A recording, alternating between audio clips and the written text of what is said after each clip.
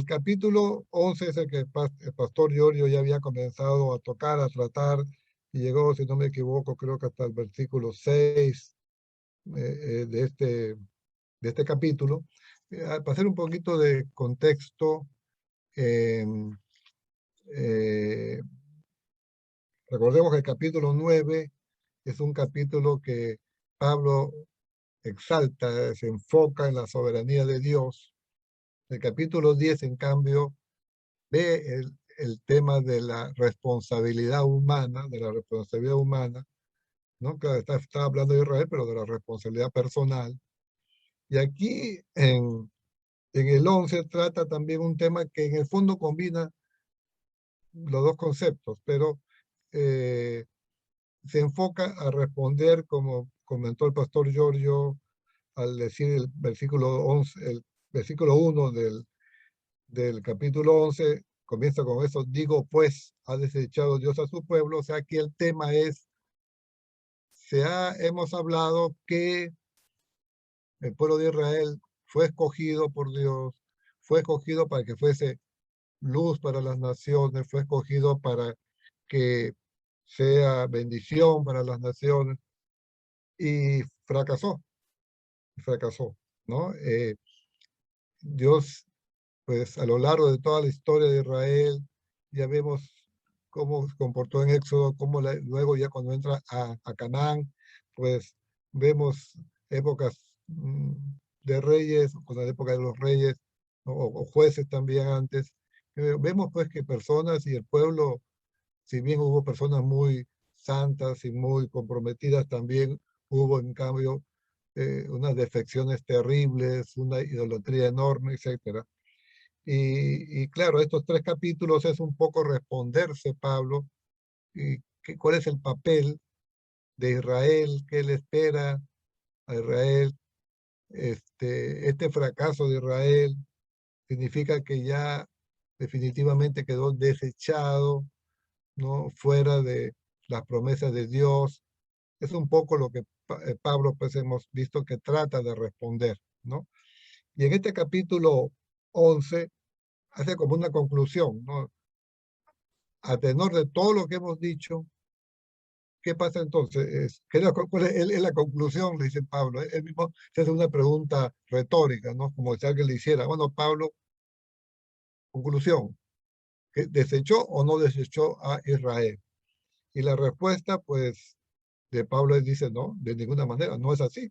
La mayor prueba, si quiere una prueba, soy yo. O sea, yo soy judío y no me ha desechado. Al revés, soy apóstol, no me ha elegido para ser apóstol, soy creyente. Y diríamos, y también diría, no soy el único, porque hay varios judíos creyentes, ¿no? Y se están fundando la iglesia, etcétera. Entonces, él, él dice, pues, que no, que, ¿cómo se llama? Que no ha sido así, ¿no? Que no ha sido así. Y también, para pasar rápidamente esto que ya el pastor Giorgio lo vio, dice, y hace un paralelismo entre lo que vivió la experiencia de Elías, ¿no? Cuando Elías se siente pues que es el último, ya que es el solo, que es el único que es fiel a Dios, y se siente así, y así se lo dice a Dios, y Dios le hace ver que no era el único solo, habían miles allí que ahora le revela que existen y que están. Entonces haciendo ese paralelismo, pues dice, no nos ha desechado, porque hay muchos que sí son fieles y que van a ser fieles, ¿no? En este tiempo. Es el tiempo actual de Pablo, pero realmente no solamente él, al hablar de este tiempo, en general se proyecta, ¿no? Y, y entonces él hace en el versículo 4, pues responde eso, ¿no? Me he reservado 7,000 hombres, hace la referencia a la época de Elías. Y entonces en el 5 concluye: así también en este tiempo ha quedado un remanente escogido por gracia. Y aquí ya vimos un tema que es espinoso doctrinalmente, ¿no? Porque aquí nos habla de una elección por gracia, ¿no? Elección. Y es importante que usa la palabra escogido, o sea, nos habla de elección, y luego dice por gracia. O sea, que lo eligió no por obra, no porque le dieron alguna cualidad especial, sino es gracia. Y luego añade esta frase, y si por gracia ya no es por obras. De otra manera, la gracia ya no es gracia. Él obviamente hace la oposición entre gracia y obra. O sea, o la justicia la imputa a Dios o se la gana el hombre. Y dice, y es por gracia, no, no se la gana el hombre, es por gracia. La segunda frase, y si por obra ya no es gracia, etcétera, bueno, en los mejores manuscritos no está, ¿no? No está. Y en todo caso es hacer un inverso de la otra frase, pero en todo caso lo que importa acá es que resalta que ese remanente fue escogido por gracia. Y entonces, por lo tanto, es una acción de Dios, y sola de Dios, en elección de Dios. Y luego en el versículo 7 vimos, dice que pues, otra vez, una segunda, dice que pues, es como decir, en conclusión nuevamente, concluyendo de nuevo, lo que buscaba Israel no lo ha alcanzado, pero los escogidos sí lo han alcanzado y los demás fueron endurecidos. El tema de la elección, ¿no? El tema de la doctrina de la elección, que es un tema, pues, que complejo, ¿no? Ciertamente podríamos decirlo, para enfocarlo en cuando decimos nosotros, la salvación es toda de Dios. Pienso que en gran parte ¿no? del protestantismo o del evangelismo, inclusive dentro del evangelismo, pues tanto autista como calvinista están totalmente de acuerdo en esta frase: la salvación es toda de Dios, es toda de Dios, es gracia, es toda de Dios, ¿no? Y nosotros, pues, eso lo repetimos muchas veces cuando hablamos de Efesios 2, 8, 9, ¿no? Por gracia sois salvos por medio de la fe, o sea, por gracia sois salvos, y lo decimos y estamos convencidos que es así, que es un acto de gracia de Dios. O sea que no nos deberíamos sorprendernos que se nos hable de elección o escogencia por gracia. El asunto es cuando queremos completar esa frase con otra y decimos, pero la condenación es sola del hombre. Y en esa frase sí otras denominaciones, otras posiciones no pueden no estar de acuerdo, y de hecho no están. Para los calvinistas, pues van a decir que no, que tanto la salvación como la condenación son de Dios. Dios ha elegido a unos para salvación, a otros para condenación, y entonces todo es Dios. Eh, Nosotros no compartimos esa posición. Nosotros compartimos que sí, que la salvación es toda de Dios, es solo de Dios, pero la responsabilidad es sola del hombre, de condenación. Los arminianos quizás no estarían muy de acuerdo con esta frase porque dirían, no, no, no, la salvación no es solo de Dios, la salvación, el hombre, ¿no? Tiene acción, responsabilidad y es causa de su salvación. Entonces, en cambio, nosotros decimos no, contra la opinión arminiana y contra la opinión calvinista, la condenación, decimos, es sola del hombre. Y entonces, la salvación es solo de Dios. Decimos, sí, es gracia. Pero, es gracia incluyendo la fe en el sentido que Dios nos ilumina para ver nuestro estado de separación de Dios, nuestro estado de pecado, y nos ilumina para entender la necesidad de ser salvos, de que no somos capaces de salvarnos por nosotros mismos, que no hay obra que podamos hacer para reconciliarnos con Dios. Y entonces damos el paso de fe y por ese medio, en un contexto de arrepentimiento, logramos relacionarnos de nuevo, somos justificados. Lo importante es entender que ese paso de fe no es meritorio. Es decir, lo que estamos diciendo al decir que el paso de fe no es meritorio, es que no es lo que produce, lo que causa la salvación. La salvación es los méritos de Cristo en la cruz, ¿no? En ese ejemplo clásico, La fe es como la cuchara, pero la cuchara no alimenta, sino el alimento que lleva la cuchara, que nos lleva a la boca la cuchara. Entonces, la salvación para no debemos sorprendernos que Pablo diga que ese remanente fue escogido por gracia, porque en buena cuenta todos somos escogidos por gracia, no hay ningún salvo, ninguna persona salva que no ha sido hecha salva por gracia. Nadie ha sido escogido por méritos propios, ¿no? O es por gracia o es por obras, pero si es por obra ya no es gracia, ¿no? O sea, entonces no hay alternativa. La alternativa es solamente la gracia. Pero tenemos nosotros que dar un paso de fe. Y allí esa es la parte en que vienen estas dos verdades, ¿no? La verdad de la acción salvífica de Dios, de la gracia divina, y el paso de fe que tiene que dar el hombre. Y nos parece a veces como lo que se llama una antinomia, parece que hay como una especie de contradicción. Pero lo que decimos es simplemente, el hecho que sabemos es que la salvación es gracia, toda la salvación es gracia, pero toda la condenación es responsabilidad del hombre. Si el hombre se condena es por su responsabilidad, pero si se salva es por gracia. Entonces, bajo esta óptica, ¿no? Viene el versículo 7 y siguiendo esta lógica de Pablo, que ya explicó lo que es que el remanente fue elegido por gracia, dice que pues lo que buscaba Israel no lo ha alcanzado, pero los escogidos, estoy hablando del versículo 7, sí lo han alcanzado y los demás fueron endurecidos. ¿Y qué es lo que buscaba Israel? ¿Qué es lo que buscaba Israel y que no alcanzó? Lo que buscaba Israel era comunión con Dios. El camino que estableció Dios para que el pueblo de Israel, el pueblo judío, se relacionara con él, como lo he explicado en todas estas clases de los martes del pastor Giorgio, ese camino fue el camino que explica en Levítico, todo el régimen de sacrificios, ¿no? El holocausto, la ofrenda de paz, la ofrenda eh, de los granos, la ofrenda de paz, la ofrenda por el pecado, la ofrenda por la culpa. Hemos visto que este es el camino. O sea, Dios,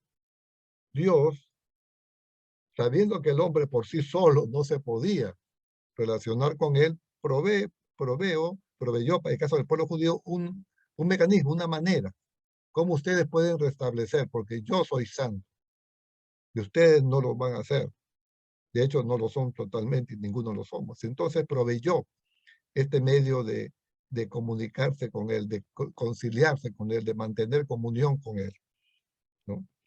Y esto lo explicaba ampliamente el pastor Giorgio, todo el significado de cada uno de estos aspectos, de estas ofrendas, etcétera. Pero lo que buscó Israel, desgraciadamente, fue fue alcanzar relación con Dios por justicia propia. Llegó un momento en que todos estos rituales que estableció Dios en Levítico, que tenía una función de que el judío entendiera, yo soy santo, todo lo que tienes tú es mío, te lo he dado como bendición, ¿no? Eh, estás en paz conmigo, celébralo. Has pecado, restablece conmigo relación. Aún así tienes culpa, tienes que hacer retribución. Toda esa enseñanza que le daba práctica con los sacrificios y con todas esas ofrendas que hacía diariamente, unas anualmente, otras cada cierto tiempo, etcétera, le llevaban a que la intención es que el judío entendiera, yo ofendo a Dios, pero tengo la manera de reconciliarme, de mantener comunión. Pero cuando esto perdió ese sentido, cuando se convirtió en una religiosidad, en un ritual por ritual, pues perdió todo valor, todo mérito. Ya no era con esa intención, ¿no? Y por eso que el profeta en alguna vez dirá, pues, misericordia quiero y no sacrificios. Y uno no entiende, pero ¿cómo no quiere sacrificios si él estableció los sacrificios? Pero no, El sentido no fue hacer el sacrificio por el sacrificio, obviamente. El sentido era que se entendiera que era una manera física, visible, pero con una intención de reconciliarse con Dios, ¿no? De reconciliarse con Dios. Y esto es lo que buscaba Israel, dice Pablo, pero no lo ha alcanzado, porque nunca va a alcanzar justicia por obras, ¿no? Porque es por gracia. El remanente es escogido por gracia. Todos salvos, desde que el hombre existe hasta que lleguen cielos nuevos y cielos nuevos y tierra nueva, será por gracia. No hay otra forma. Entonces, no lo alcanzaron, no van a alcanzar nunca por una religiosidad, por unos ritos, salvación. Para eso no fue dado, se fue dado para que sí, que le cubra sus pecados y que tuviera esa comunión, pero cuando lo convierte en un mero rito, ¿no? Pues ya pierde todo el sentido. Y máximo cuando pensaba el judío, llegó a pensar el judío, que por hacer esas cosas ya se merecía que Dios lo perdonara, o también pensar que inclusive por el mérito, por el simple mérito de ser judío, mérito racial, ya tenía el derecho a ser salvo. Pero en cambio, entonces dice, pero los escogidos sí lo han alcanzado. ¿De qué escogidos habla? De ese remanente escogido. Es decir, este grupo sí ha entendido que es por gracia, sí ha entendido que debe reconocerme a mí como los santos y debe reconocerme a mí como que necesitan de mí y de mi gracia. Y este grupo escogido sí ha alcanzado justicia porque dio el paso de fe. O sea, es decir, que se arrepintió y le creyó a Dios y le fue contado por justicia. En cambio, pero los demás, dice en el versículo 7, fueron endurecidos, endurecidos. Y aquí entramos en un verbo que obviamente nos hace traer a la mente, ¿no? Evocar el endurecimiento del corazón del faraón.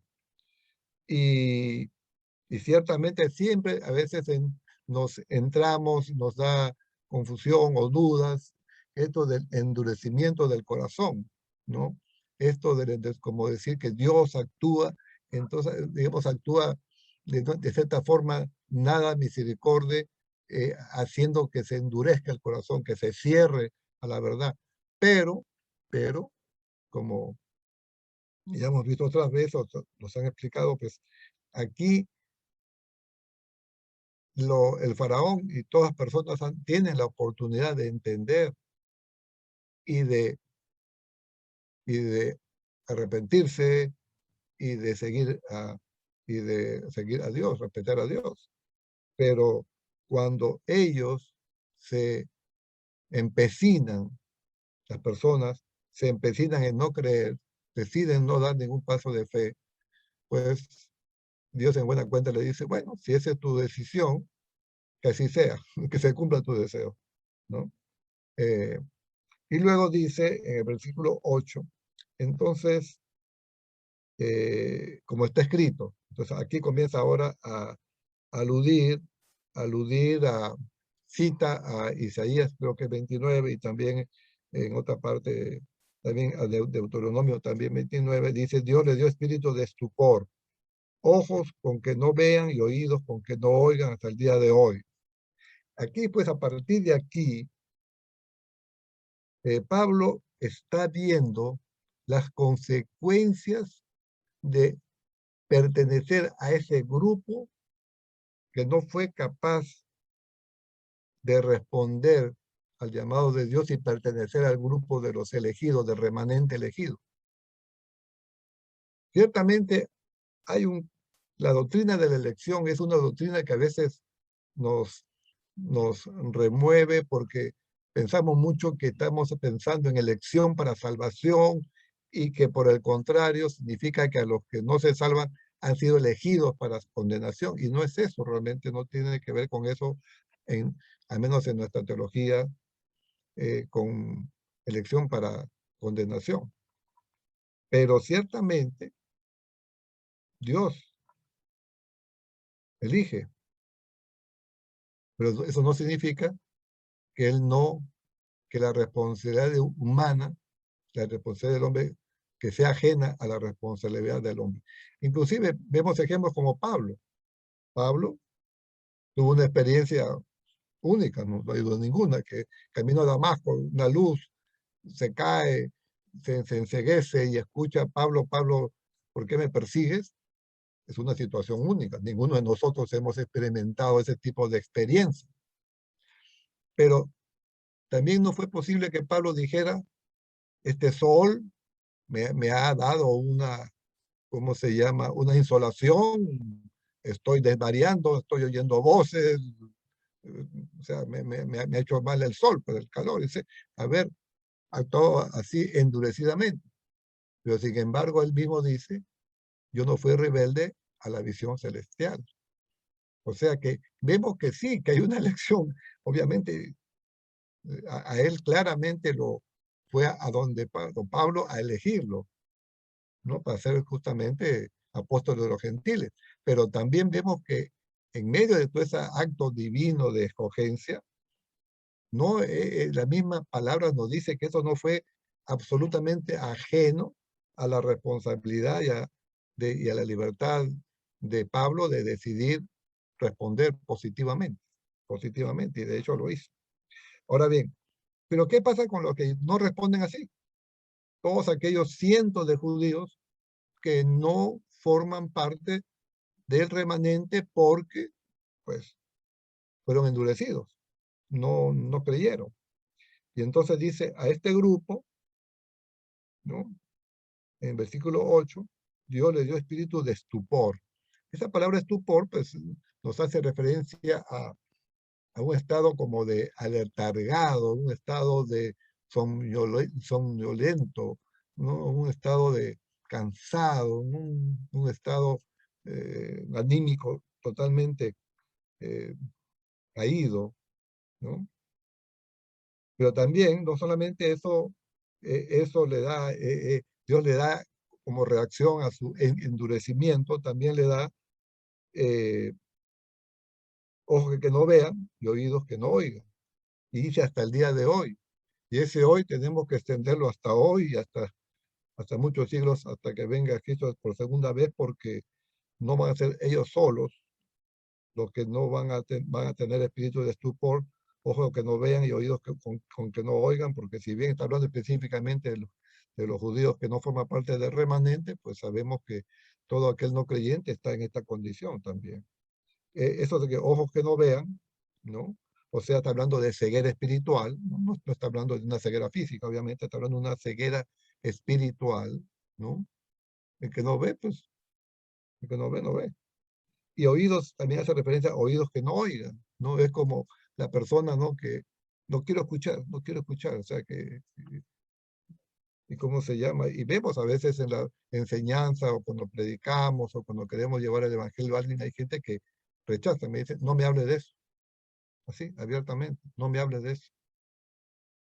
Eh, y, y curioso, ¿no? Porque si sabemos que la fe es por el oír y el oír por la palabra de Dios, y este señor no quiere oír, o le van a endurecer el oído, pues lo está diciendo eh, que su posibilidad de salvación está muy limitada. Luego, Pablo hace referencia a un salmo de David. Se ha vuelto su convite en trampa, en red, en trampa y en red, en tropezadero y en retribución. Este salmo es un salmo que le llaman imprecatorio, ¿no? Si lo leemos así aislado, podemos pensar que Pablo está pidiendo a Jehová maldición a unas personas así, ¿no? Como las que hemos visto esas características, unas personas que ajenas a la comunión con Dios, rebeldes. Y cuando habla de convite, hace referencia a mesa, hace referencia a un banquete, hace referencia a una figura que habla de una comunión con Dios, ¿no? El pueblo judío está con Dios compartiendo bendiciones, ¿no? Y fíjate que en la práctica de los, todos estos ofrendas y holocausto y todo lo que hemos visto con el pastor Llorio en Levítico, ¿no? era un convite en el fondo, porque ahí inclusive Dios está presente, los sacerdotes comen, el pueblo en unos casos come, o sea, hay una coinonía ahí, pero dice que acá no. Allí allí esos rituales, había un compartir del hombre con Dios porque el hombre lo hacía, lo practicaba, porque haber entendido el sentido del rito, ¿no? De querer respetar, reconocer la santidad de Dios y que Él necesita eh, santificarse. Pero ahora las personas que volvieron, estos judíos que volvieron sus rituales en mera religiosidad, ese convite, esa mesa, ¿no?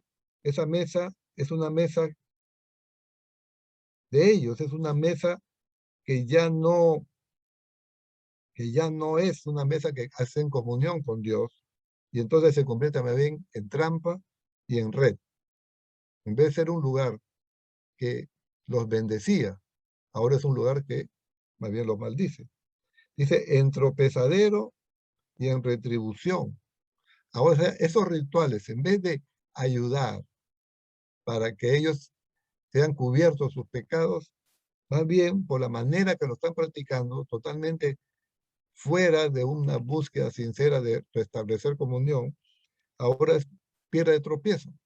Más bien es lo contrario, ¿no? El empecinarse en cumplir la ley, por cumplir la ley, considerando que van así de esa manera ser salvos, van a obtener una relación, es todo lo contrario, porque no entiende, no, eso le va a impedir entender que la salvación es en Cristo, que la salvación es en Cristo, y no en un ritual, que ese ritual era simplemente ayo, como dice Pablo, era un medio para darse cuenta que no podían cumplir todos esos preceptos, toda la ley, y que el ritual tenía sentido si te dabas cuenta que estás buscando, ¿no?, la misericordia de Dios, pero no el ritual por el ritual. Y, y por tanto también dice, pues ahí dice, en tropezadero y en retribución, van a ser más bien esa, esa, esa, esa mesa, ¿no?, se convierte en, más bien, en un tribunal. Esa mesa se convierte en un tribunal porque ahí va a haber retribución. Ahí Dios, lejos de estar con ellos compartiendo un convite, de estar compartiendo y dando misericordia, se convierte en un juez que les va a retribuir esa actitud, ¿no?, de separación, de rebeldía del pueblo judío que no quiso formar, que no logró formar parte del remanente. Finalmente, en el versículo 10, ya para terminar, dice, sean oscurecidos sus ojos para que no vean y agóbiales la espalda para siempre, ¿no? Aquí nuevamente entendemos, porque antes ya vimos que ya mencionó en el 8, ojos que no ven, con que no vean, pues ese mismo concepto, y le dice, sean oscurecidos sus ojos para que no vean. Es decir, no es una maldición, sino que es, en el fondo, como dije, es lo que Pablo está diciendo, que esa va a ser la consecuencia de la retribución de Dios por su rebeldía. Van a tener ojos, pero como si no los tuvieran, como si no los tuvieran, porque no van a ser capaces de ver. Y agóbiale la espalda para siempre. O sea, hace la figura de una persona encorvada, una persona que ya agobiada por un peso y del cual no se van a poder zafar nunca. Y es el peso, pues, de la condenación. Es el peso de la condenación y que va a ser para siempre, porque sabemos que una vez que esa persona, si no se arrepiente durante su vida terrenal, pues la condenación es para siempre. Así que en en este, estos 10 versículos primero del capítulo 11, que se nos habla del remanente, pero también Pablo ha hecho un recuento, un recordar que hay acción divina, que la salvación, que lo va a decir en muchas partes y en muchos, aquí mismo en Romanos, y lo va a decir en epístolas suyas, la salvación es sola de Dios, pero recuerden que ustedes son responsables, es responsables, no de su salvación, pero sí de su condenación. Y esto, hermanos, en el fondo es un misterio, ¿no? ¿Por qué nosotros dimos el paso de fe? Es una cosa que muchas veces me pregunto, ¿y por qué otros no dan? ¿Cómo no pueden ver la oportunidad de restablecer relación eterna con Dios? Pues es difícil dar una respuesta a eso posiblemente, ¿no? Lo que sí es cierto es que el que no quiere responder, Dios le va a endurecer el corazón y le va a oscurecer los ojos para que no vea, para que no oiga. Y realmente, hermanos, es algo realmente doloroso, ¿no? Ver que tantas personas no entiendan esto. Nuestra responsabilidad, a Dios gracias, es solamente predicarles, no es convencerlos. Dios solamente nos ha dicho ir y predicar a todas las naciones. No nos dijo ir y convencer a todas las naciones. Pero la responsabilidad aún así es muy grande, hermanos, y por tanto la orientación misionera que tiene la iglesia, por eso es trascendente, es una oración, una orientación definitivamente imprescindible, es el sentido, ¿no?, de la iglesia por el ir y predicar a todas las naciones. Así que concluyamos esto orando, hermanos, para dar gracias a Dios porque en su misericordia nos escogió y la salvación es solo de Él.